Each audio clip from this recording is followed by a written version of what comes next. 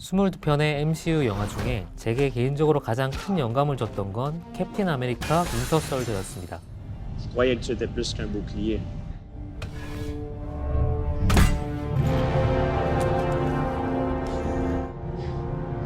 On va voir.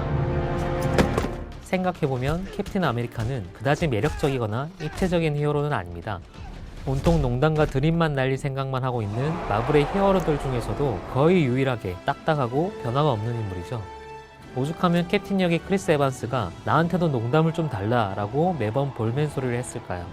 The story of Captain America is one of honor, bravery, and sacrifice. 건전, 건강, 성실, 우직함. 캡틴을 장식하는 단어들은 대체로 곧고 바릅니다. 하지만 바로 그런 점 때문에 윈터 솔저가 여타 마블 영화와는 조금 다른 결로 나아갈 수 있었던 것 같습니다. 이번 시간에 썸타볼 영화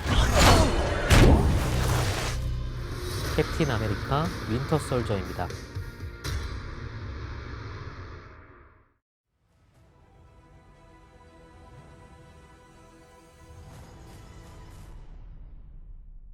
이번 시간에는 윈터 솔저의 내용이나 장면 설명, 구체적인 텍스트 내부의 이야기보다는 조금 큰 관점에서 이 영화가 가지고 있는 방향 설정에 대한 얘기를 꺼내볼까 합니다. 그게 윈터 솔저가 마블 시네마틱 유니버스 안에서도 유난히 도드라져 보이는 이유이기도 하기 때문입니다. 어벤져스를 중심으로 한 페이지 1, 2, 3의 공식이 무너지기 시작한 것도 아마 윈터 솔저 때부터가 아닌가 싶습니다. 페이지 1이 어벤져스를 모으는 게 목적이었다면 이젠 구체적인 방향과 대항마를 설정해야 하는데 이때부터 마블의 계산은 복잡해지기 시작했습니다.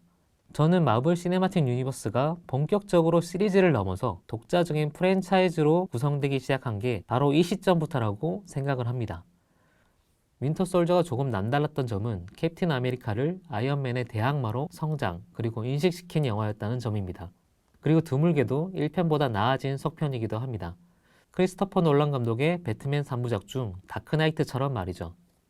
퍼스트 어벤져가 캡틴 아메리카의 탄생 비화에 주력한 영화였다면 윈터 솔저는 딱딱하고 고지식한 영웅이었던 캡틴 아메리카가 근본부터 흔들릴 때 일어나는 사건들을 다루고 있습니다. 바로 내부 분열입니다. Not a perfect soldier, but a good man. 히어로로서 캡틴의 힘은 뭘까요? 약물로 거듭난 슈퍼파워가 있다고 하지만 일반 병사보다 조금 더 강할 뿐 초인적인 힘이라고 보긴 어렵습니다. 말 그대로 뛰어난 병사 정도죠. 캡틴 아메리카가 어떤 영웅인지는 1편의 스티브 로저스가 불량배에게 두드려 맞는 장면에서 잘 나타나 있습니다. You just don't know when to give up, do you? I can do this all day. 아무리 쓰러져도 다시 일어나서 하루 종일 할 수도 있어 라고 말하는 사람. 그게 캡틴 아메리카입니다. 캡틴의 자격은 의지라고 할 수 있습니다. 자신이 믿는 바를 끝내 해내는 불굴의 정신력. 그게 캡틴을 캡틴으로 만드는 슈퍼파워입니다. 물론 어벤져스를 보면 팀 단위의 군인으로서의 통솔력도 한몫하지만 말이죠. 어쨌든 굳건한 의지라는 점에서 스티브 로저스는 토니 스타크의 반대에 서 있는 인물입니다. 기본적으로 토니는 회의론자, 비관론자에 가깝습니다. 문제가 생기면 자신을 먼저 의심하고 주변을 돌아보고 민감하게 반응하죠. He decided to spend his summer building sustainable housing for the poor, guess where? Sokovia. He wanted to make a difference, I suppose. I mean, we won't know because we dropped a building on him while we were kicking ass. If we can't accept limitations, we're boundaryless, we're no better than the bad guys. 토니 스타크는 대의라는 명목 아래 작은 희생을 방치하지 못합니다. 그러기에 스타크는 개인의 행복과 자유, 한 사람의 무게를 너무 잘 이해하고 공감하고 있습니다. 반면에 스티브 로저스는 자신이 믿는 가치를 위해서 기꺼이 희생을 할 각오를 하고 있는 사람입니다. You're not the guy to make the sacrifice play, to lay down on a wire and let the other guy crawl over you. I think I would just cut the wire. 굳건한 의지가 이른바 바른 길을 향할 땐 멋져 보이지만 문제가 하나 있습니다. 내가 믿는 바른 길이 모두에게 그러란 법은 없기 때문입니다. 가령 캡틴 아메리카가 그토록 바라는 군인의 길은 미국이 세계 평화를 소화한다는 전제 아래 성립합니다. 하지만 우리는 현실에서 그럴 수 없다는 걸 알고 있죠. 슈퍼히어로 영화가 이걸 성립시키는 방법은 누가 봐도 선명한 악당을 통해서입니다. 저는 슈퍼히어로라는 재미난 상상력이 깊이를 발휘할 수 있는 지점이 바로 여기에 있다고 생각합니다. 아마 모든 인문학적인 텍스트가 마찬가지일 거라고 생각하는데 결국 질문은 하나로 모아집니다. 삶은 무엇인가? 그리고 어떻게 살 것인가? 히어로 영화는 그에 대한 질문과 나름의 의의를 제시합니다. 하나의 히어로를 대표하는 하나의 정체성이 주어지는 것도 바로 이 때문입니다. 예를 들어 힘에 도취되기 쉬운 10대 슈퍼히어로 스파이더맨에게는 큰 힘에는 큰 책임이 따른다는 방향이 주어지고 우리들의 이웃 스파이더맨이라는 정체성에 도달하게 되는 겁니다. 한편 히어로는 모순적인 존재입니다. 비공인된 폭력, 치외 법권의 힘, 사실 존재해서는 안 되는 힘이기도 합니다. 때문에 슈퍼히어로는 빌런을 필요로 합니다. 빌런이 있기에 히어로가 필요하다는 변명을 할 수 있기 때문입니다. 바꿔 말해 히어로는 주어진 상황과 목적의 정당성 또는 관객의 위치에 따라 얼마든지 악역이 될 수 있는 위험을 내포하고 있습니다. 캡틴의 강철 같은 의지는 어쩌면 맹목이라는 꼬리표를 달 수도 있는 겁니다. 제가 윈터 솔저를 좋아하게 된 이유가 바로 여기서부터 출발합니다. 안소니 루소 감독은 윈터 솔저가 그 어떤 마블 영화보다 어둡고 불쾌할 정도로 현실적이라고 말했는데 제 생각엔 이제야 겨우 현실에 살짝 발을 걸터놓은 정도인 것 같습니다. 하지만 덕분에 여느 히어로 영화에서는 쉽게 접할 수 없는 깊이가 생겨날 수 있었습니다. 윈터 솔저는 2차 세계대전에서 현대로 건너온 캡틴 아메리카의 적응담이기도 합니다. 윈터 솔저의 초반 시퀀스는 영화 전체를 대변하는 얼굴 역할을 톡톡히 해냅니다. 새벽에 공원을 달리고 있는 스티브 로저스를 카메라는 멀리서 가만히 바라봅니다. 꽤 오랜 시간 달리기를 반복하던 스티브는 수첩을 하나 꺼내 해야 할 일들을 기록합니다. 이 장면에서 하고 싶은 일 리스트가 나라마다 다르게 적혀 있는 건 프랜차이즈의 서비스 정신이기도 하겠죠. 스티브가 미래에 적응하는 방식 또한 아날로그적, 아니 정확히는 자기식입니다. 환경이 바뀌어도 태도는 바뀌지 않는 남자, 그게 스티브 로저스입니다. 하지만 환경은 분명 바뀌었습니다. 레드스컬이라는 선명한 악당이 사라졌고 냉전 시대를 건너뛴 그에게 새로운 악당이 필요합니다. 그때 등장한 것이 퍼스트 어벤져에서 캡틴의 동료로 함께 활약했던 친구 버키입니다.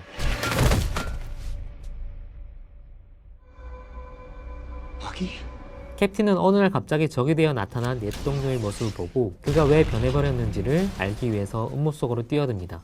시간을 거슬러 온 캡틴 아메리카와 윈터 솔저라는 두 군인의 존재는 영화를 냉전 해체 시기를 배경으로 한 정치 스릴러에 가까운 분위기로 몰아가는 결정적인 고리가 됩니다.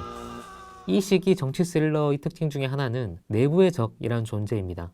거대한 악이 사라지고 내부의 모순과 적의 눈에 돌리기 시작하는 거죠. 그건 파시즘에 대한 경계와도 맞닿아 있습니다. 생각해보면 슈퍼히어로만큼 파시즘과 결부된 서사도 별로 없습니다. 영웅의 존재는 근본적으로 파시즘이 무엇인지에 대해 질문하도록 만듭니다. 사람들을 보호하는 그들의 초인적인 힘이 개인이 아니라 체제나 집단을 향할 때 문제는 불거집니다. 앞서 말한 바와 같이 모두를 위한 절대선이란 모호한 개념이기 때문입니다. 슈퍼히어로라는 존재의 모순은 이를 부각시킬 비현실적인 장치라고 해도 좋습니다.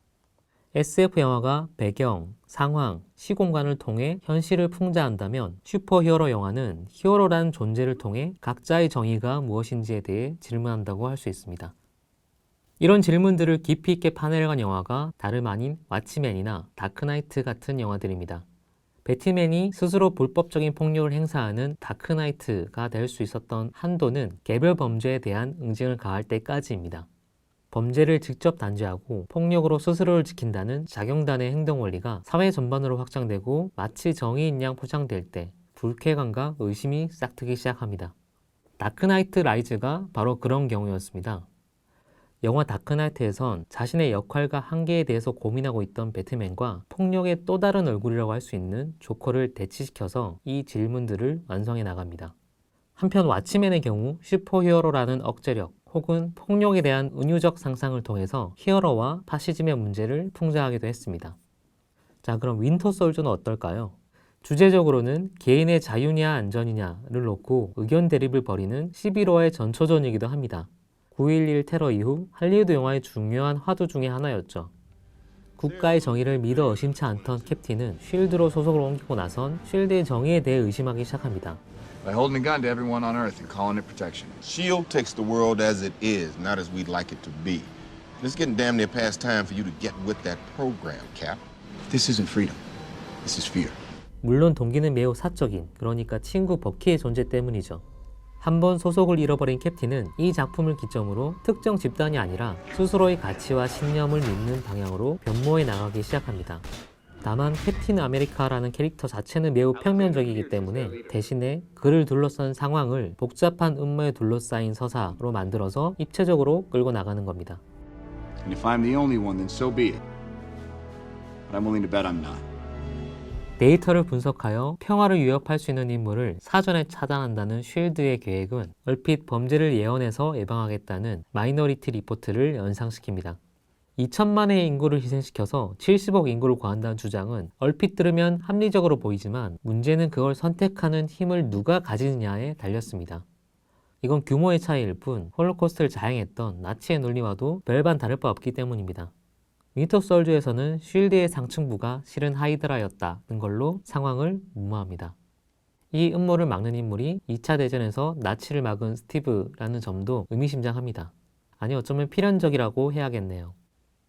윈터 솔저는 내부의 적과 시스템의 모순을 통해서 히어로 영화의 근본에 가닿는 질문과 긴장들을 계속해서 만들어냅니다.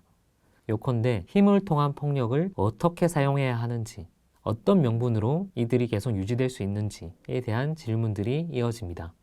어떤 히어로는 서부의 영웅처럼 퇴장을 선택하고 어떤 히어로는 기꺼이 자기 희생을 택합니다. 어떤 히어로는 결론 짓지 않고 끊임없이 고뇌하며 스스로를 갱신하고 어떤 히어로는 자기에게 주어진 책임의 범위를 한정짓습니다. 캡틴 아메리카는 특이합니다. 적어도 마블의 세계에서 캡틴은 틀려서는 안 되는 방향타의 역할을 하고 있는 것 같습니다.